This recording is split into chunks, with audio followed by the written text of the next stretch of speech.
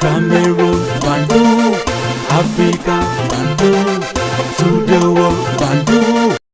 C'est désormais Sa Majesté sénateur Cletus Lunze.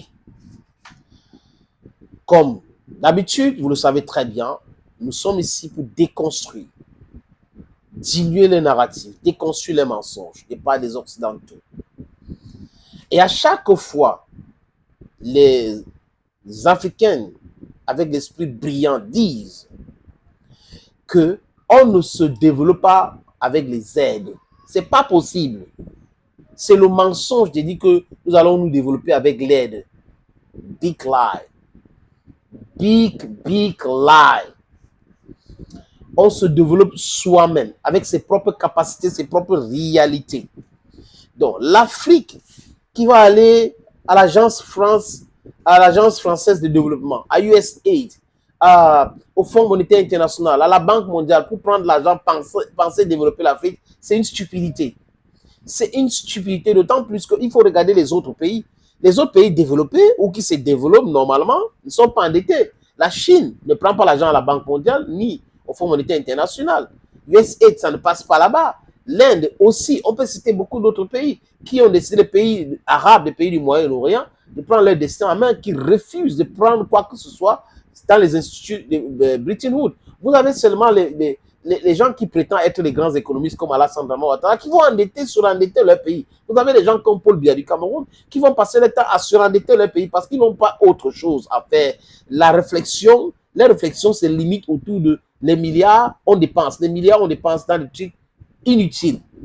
Des choses inutiles. Si l'endettement n'est pas quelque chose de mauvais, les amis, mais si vous prenez la dette pour développer les pans de votre économie, pour mécaniser l'agriculture, pour industrialiser, pour électrifier, c'est quelque chose de bien. Mais si vous prenez les dettes pour aller acheter des voitures, des dettes pour payer d'autres dettes, les intérêts, parce que c'est les intérêts, c'est ça qui tue même les pays africains. Ils vont nous prêter, je dis n'importe quoi, 20 milliards, et le taux d'intérêt, c'est peut-être 20%, 30%, 40%. Vous voyez que c'est les dettes, c'est les intérêts qu'on paye. Ces intérêts qui tuent les pays africains. Les amis, il y a un député, un congressman américain, il s'appelle Scott Perry. Scott Perry est congressman de Pennsylvanie, là où ils ont failli tuer Donald Trump, assassiner Donald Trump. Scott Perry accuse USAID de financement du terrorisme. Ça ne vient pas de moi, ça ne vient pas d'un Africain. Ce sont des Américains. Donc c'est un Américain qui dit que l'USAID, que ce fonds de développement, c'est un truc très dangereux. L'USAID est utilisé pour financer le terrorisme. On a trouvé les traces de financement du terrorisme en Syrie. Et USAID, là, il utilisait ça aussi pour payer certains médias, pour contrôler l'information. C'est pour cette raison qu'en Occident, par exemple, les médias disaient exactement la même chose. Les patrons sont payés, les journalistes sont payés à travers USAID. Donc, c'est le détournement. Et Scott Perry parle du Sahel, les amis. Donc, l'AES. L'AES. Donc, l'USAID, l'agence USAID utilise le financement public américain, détourne cela pour pouvoir financer le terrorisme. On le disait ici depuis longtemps, que toutes ces organisations-là, ces organismes-là, ces ONG-là, ce sont des choses très dangereuses pour nous. Et là, voilà donc Scott Perry qui vient de dire, Donald Trump a suspendu toutes ces aides-là. Et les pays, certains pays sont en train de pleurer. Non, non, non, non. Nous sommes résilients. Nous devrons refuser même les aides-là.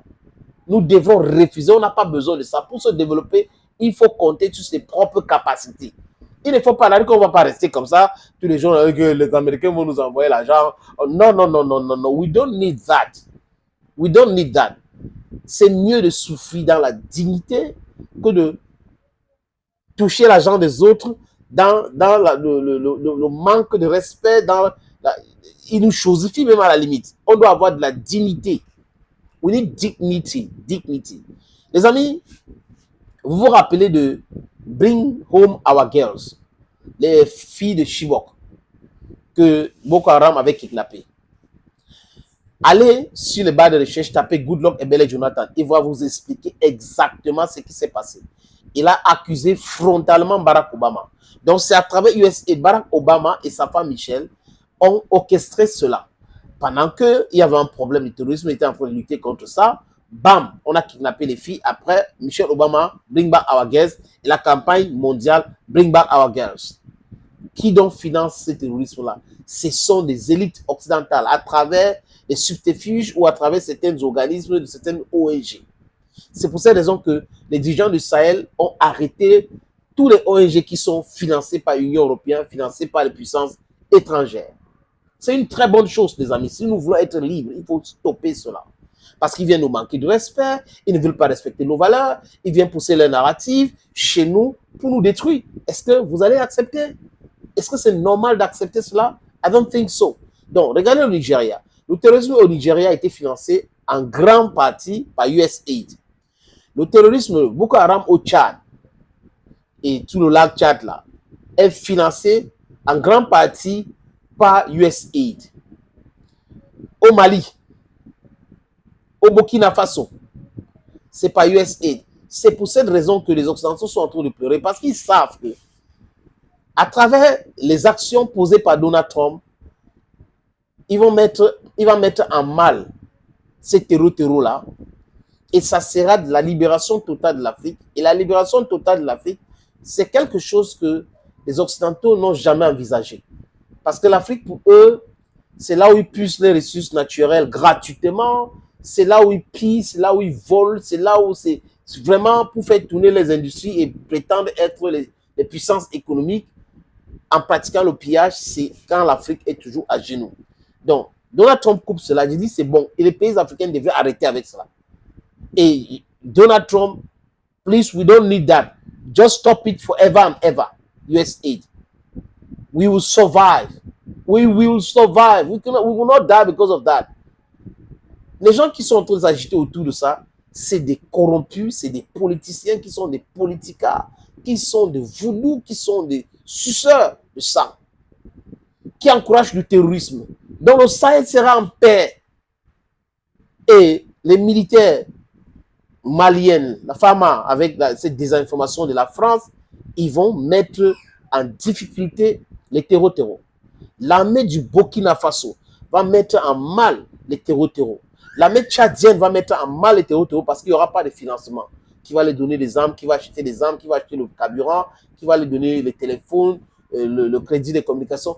Tout cela, ça sera quelque chose d'ancien. Donc, Scott Perry accuse directement l'USA de financement du terrorisme dans le Sahel et en Afrique.